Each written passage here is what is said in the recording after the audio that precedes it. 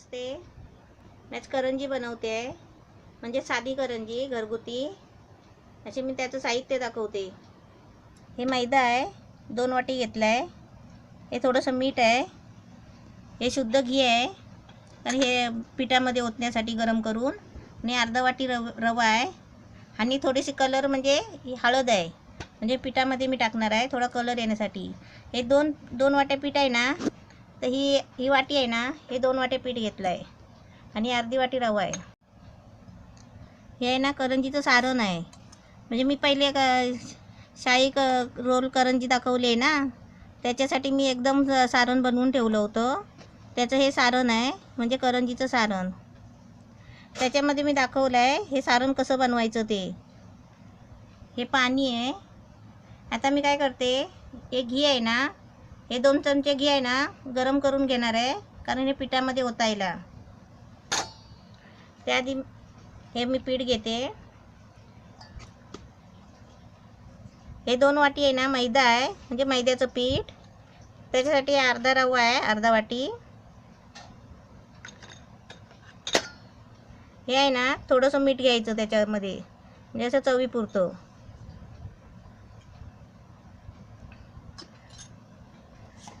आणि त्याच्यासाठी थोडासा कलर येण्यासाठी आहे ना, म्हणजे सफेद होतील ना करंज्या, म्हणून थोडीशी अशी हळद टाकायची. आता सर्व हे साहित्य घेतलं आहे. आता मी हे शुद्ध घी आहे ना, हे थोडं गरम करून घेते, म्हणजे त्या पिठामध्ये ओतायला. म्हणजे का ओतले ना हे पिठामध्ये घेतलं ना घी, की ते करंज्या कशा चांगल्या खुसखुशीत होतात. म्हणून हे पहिलं आहे ना मी गरम करून घेते. घी गरम करायला ठेवलं आहे, तोपर्यंत हे असं मिक्स करून घेते. मैद्याच्या पिठामध्ये ना थोडा रवा घ्यायचा, म्हणजे करंज्या कशा खुसखुशीत होतात. हे घी बघा गरम करून आणलं आहे, हे असं पिठामध्ये ओतायचं. त्याच्यामध्ये हात नाही घालायचं, असं चमच्यानेच हलवायचं. हे सगळं सारखं झालं ना, मग आपण पाणी टाकून मळायचं.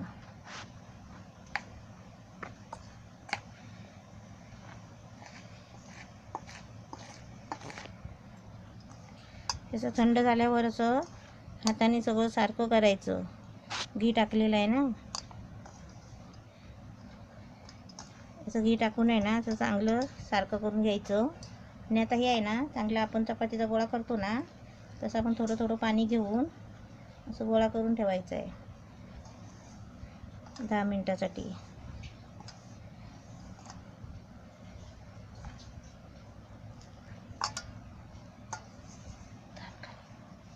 असं चांगलं पीठ आहे ना, असं चांगलं पाणी लावून थोडं थोडं पाणी घ्यायचं अशा हाताला, आणि चांगला गोळा आहे ना मळून ठेवायचा.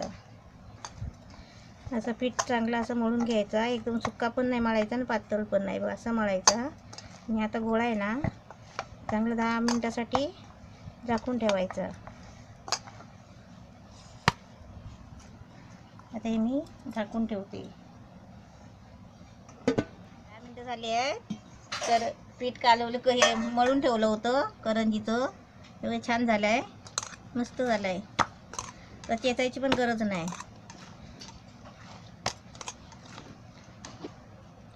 आता पण याचे छोटे छोटे आहे ना गोळे पाडायचे आणि पोपे लाटून घ्यायचे.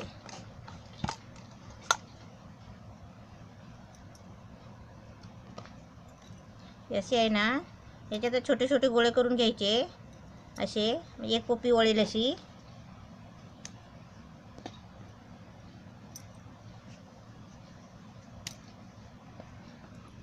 हे पेड्यासारखे आहे ना पोप्या करून हे गोळे करून घ्यायचे, म्हणजे त्याचे आहेत ना पुऱ्यासारखे पोप्या लाटायला बरे. हे असे आहे ना छोटे छोटे पहिले असे गोळे करून घ्यायचे थोडेसे.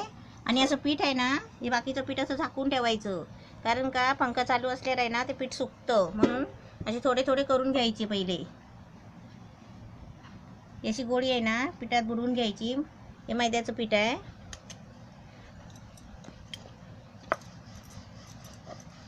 असे आपण पुरीसारखं लाटून घ्यायचं.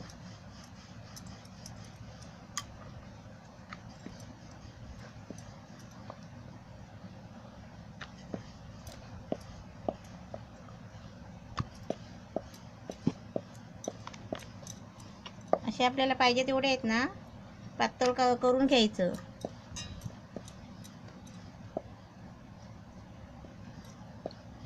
छान पुरी झाली आहे. असे पुऱ्या करून घ्यायचे 2-4 आणि तेवढेच पटकन भरून घ्यायचे.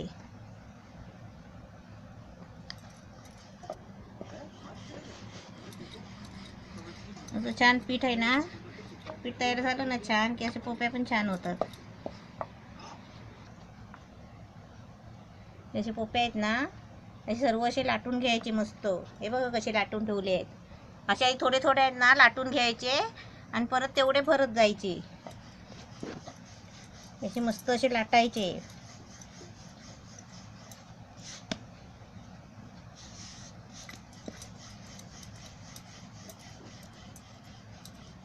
अशी पोपी आहे ना आपोआप फिरते. म्हणजे पीठ लावायचं खाली जरा.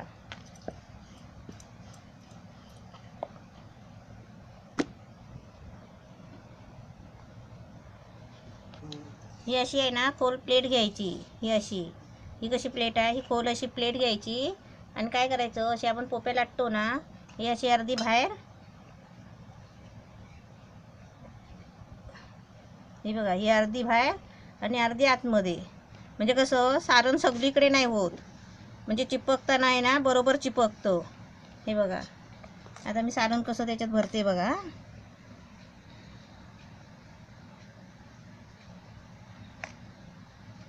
सारण भरलं ना मग बघा सगळीकडे होत नाही.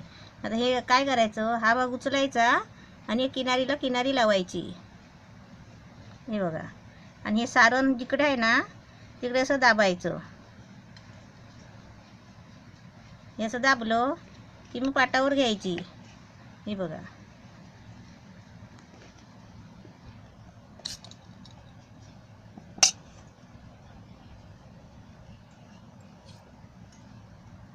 अशी झाली ना दाबून, मग अशी गोल आहे ना, ही बघा ही कातणी आहे करंजी कापायची. ही अशी 10 रुपयाला भेटते बाजारात. माझी पहिली जुनी होती ना ती कुठे हरवली. ही अशी आहे ना कातणीने गोल कापायची. हे बघा छान आली आहे. असे आहेत ना सगळे मी आता भरून तुम्हाला दाखवते.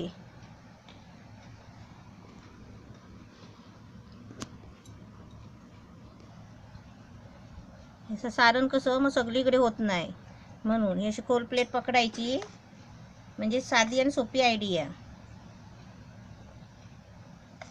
आपल्याला किती भरायचं तेवढं भरायचं. 1 चमचा, 1.5 चमचा, 2 चमचा आणि असं उचलून ह्या भागावर ठेवायचं. जिकडे आपण सारण भरले ना तिकडे असं दाबायचं. म्हणजे सारण कसं जिकडे तिकडे होत नाही. आणि अशी उचलायची आणि पाटावर घ्यायची बघा. आणि मग अशी सर्व दाबायची. अशी दाबून झाली अशी हे सारण भरलेली बाजू सोडून, म्हणजे अशी अर्धा इंच आहे ना अशी एवढी जागा सोडून कापायची. नाही तर तुम्ही सारणाबरोबर कापली ना तर सारण सगळं फुटणार आणि बाहेर येणार.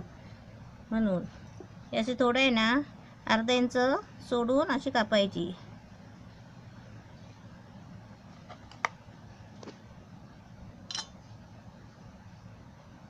असे सर्व आता मी करून घेते पटापट. करंज्या मस्त भरून झाले आहे आणि कापून पण झाले आहेत. आता मी तळून काढते. आता गॅस पेटवला आहे आणि तेल पण तापायला ठेवलं आहे. आता त्याच्यामध्ये आहे ना मी एक सोडते. अशी सोडताना अशी हळूच सोडायची, कारण का तेल उडतो ना अंगावर हातावर, म्हणून हातात तेल बिल उडवून काही घ्यायचं नाही. हळूच आपलं काम करायचं दिवाळीचं. दिवाळी कशी सर्वांना चांगली गेली पाहिजे.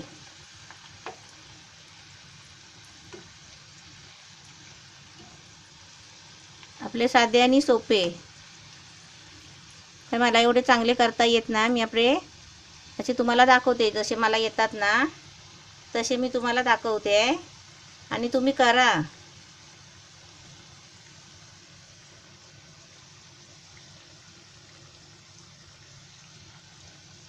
हे असे मस्त भाजायचे. असे फोड्या फोड्या येतात बघा छान.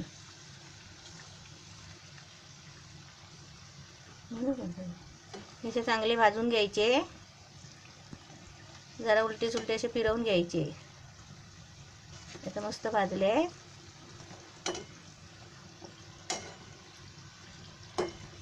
असा कलर आला ना म्हणजे छान. हे बघा कसे फोड्या फोड्या आले आहेत. असे आले ना छान की मग काढायचे. असेच मी आता सर्व आहे ना तळून घेते, मग तुम्हाला दाखवते सगळे.